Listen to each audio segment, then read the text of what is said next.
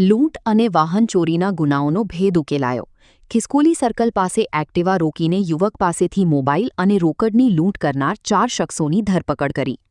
વડોદરા શહેરમાં એક્ટિવા ચાલકનો પીછો કરીને ખિસકોલી સર્કલ નજીક રોકીને યુવક પાસેથી રોકડા રૂપિયા અને મોબાઈલ લૂંટનાર તેમજ લૂંટના ગુનામાં ઉપયોગમાં લેવાયેલા વાહનોની ચોરી કરનાર 4 આરોપીઓની ટોળકીને વડોદરા શહેર ક્રાઇમ બ્રાન્ચે ઝડપી પાડી છે. પોલીસે આરોપીઓ પાસેથી રોકડ રકમ, મોબાઈલ ફોન અને ચોરીના વાહનો સહિત કુલ ₹56,220નો મુદ્દામાલ કબજે કર્યો છે.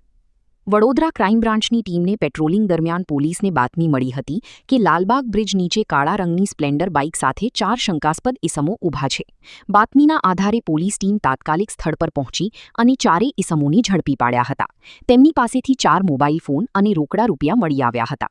તેઓની પૂછપરછમાં ખુલ્યું કે તારીખ 22 એપ્રિલની રાત્રે આરોપીઓએ મોપેડ પર નીકળી લાલબાગ બ્રિજ પાસે એક એક્ટિવા ચાલકનો પીછો કર્યો હતો. ત્યારબાદ ખિસકોલી સર્કલ પાસે તેને રોકી તેની પાસેથી રોકડા રૂપિયા અને મોબાઈલ ફોન લૂંટી લીધા હતા. ઘટનાના બાદ તેઓ મોપેડ સ્થળ પર મૂકી ફરાર થયા હતા. Asha news Gujarati bureau report, Vadodara.